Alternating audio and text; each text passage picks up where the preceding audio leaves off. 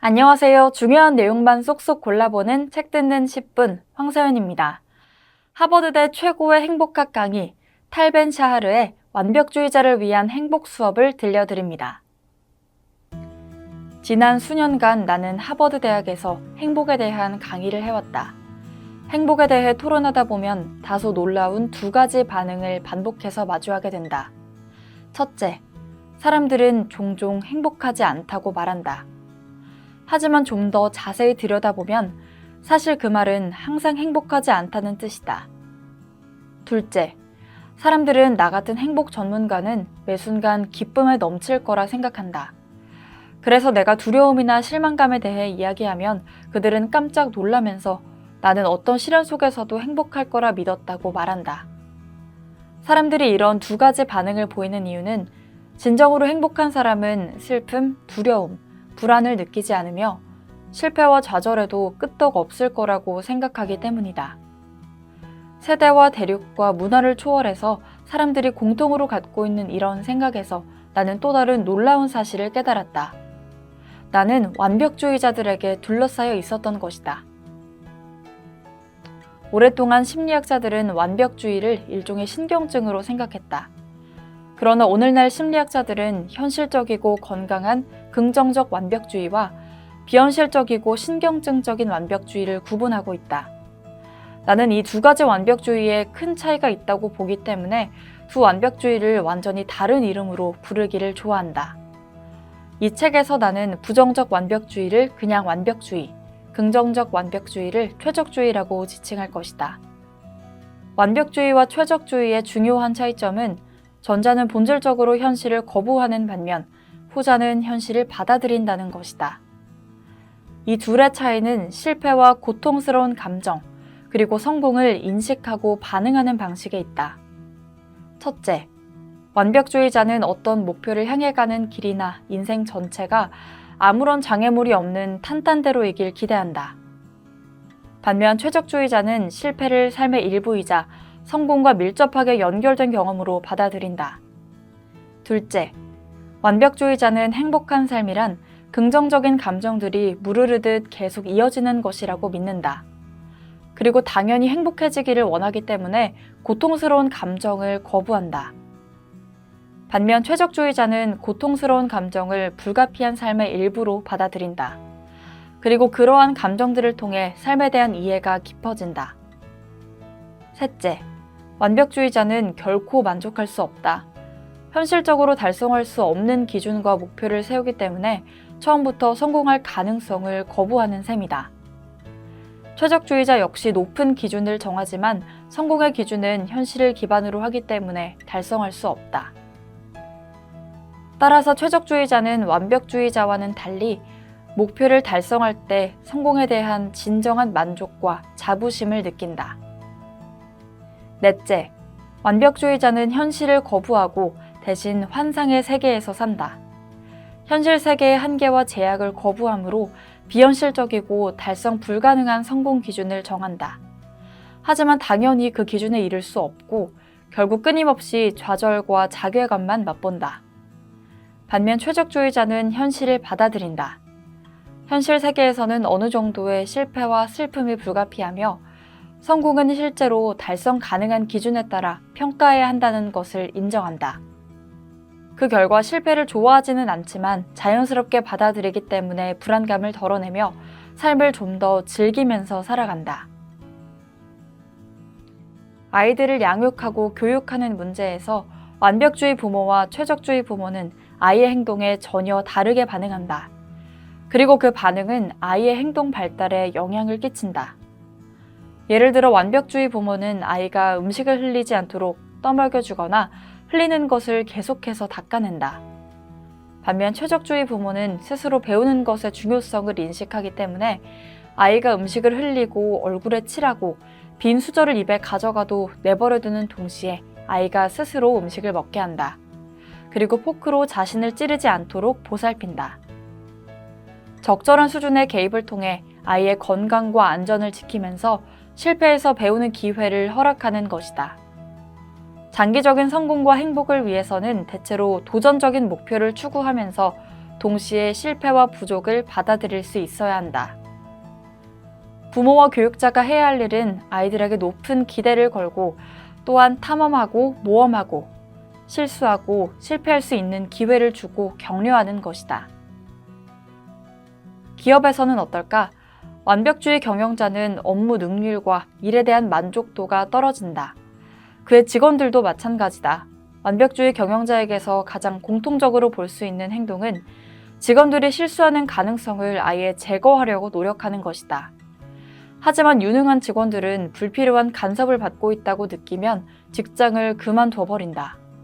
결국 최고의 직원들은 떠나고 남아있는 직원들은 아무것도 배우지 못한다. 따라서 완벽주의 경영자는 절대 성공할 수 없다. 반면에 최적주의 경영자는 감독을 해야 할 때와 믿고 맡겨야 할 때를 구분할 줄 안다. 정확한 공식은 없지만 통제는 가능한 한 최소화하는 것이 바람직하다. 불완전한 업무 수행으로 인한 피해가 크지 않다면 통제를 최소화해서 직원들이 독립적으로 업무를 보고 이것저것 도전할 수 있도록 하는 것이 좋다. 그렇게 해서 성공하면 직원들의 사기가 올라가고 성장한다. 실패하더라도 조직에 큰 피해를 주지만 않는다면 그 경험에서 배우고 성장할 수 있다. 실패에 대해 두려움을 느끼거나 실수를 저지르고 괴로워하는 등 실패와 관련해서 느끼는 혼란스러운 감정을 극복하기 위해 내가 요긴하게 사용하는 방법이 있다.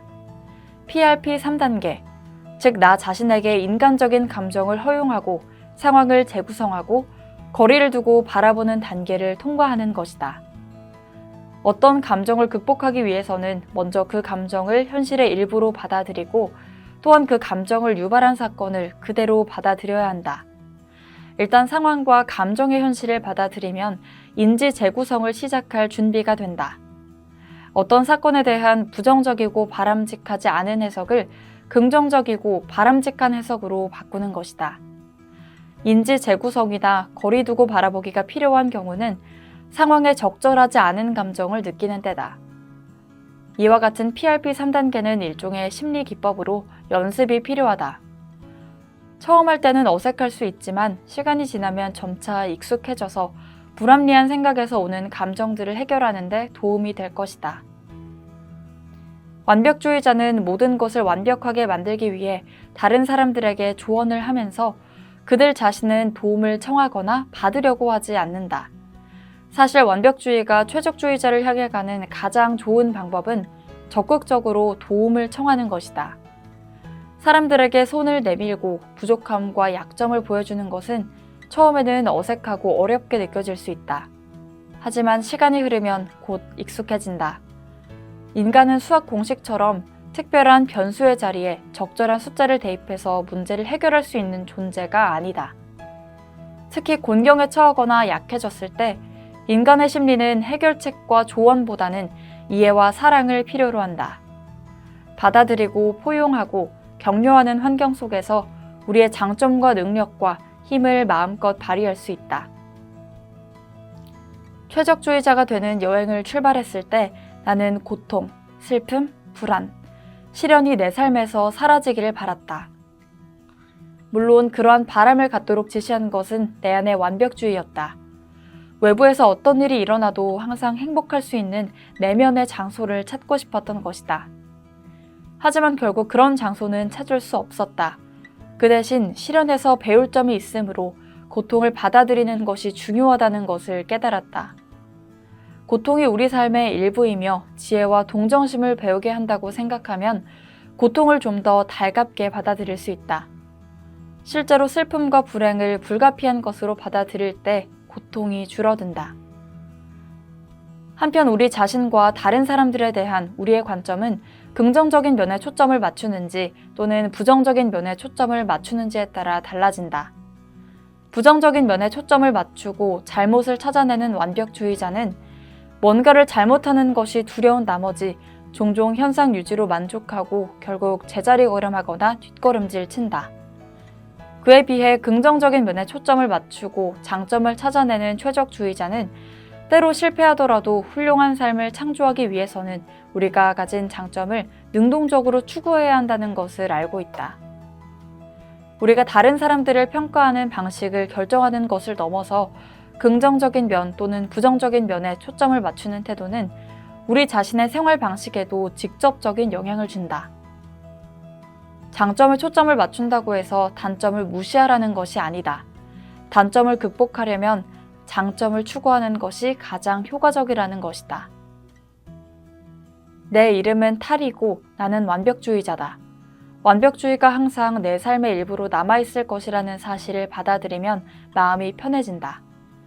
그리고 역설적이지만 완벽주의자가 완벽히 사라지지 않을 것이라는 사실을 인정하면 좀 더 최적주의자에 가까워진다.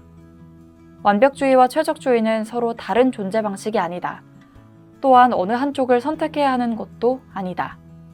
우리 안에는 두 가지 특성이 공존하고 있다. 우리는 완벽주의에서 최적주의를 향해 갈 수 있지만 완벽주의를 완벽히 버리고 완전한 최적주의에 도달할 수는 없다.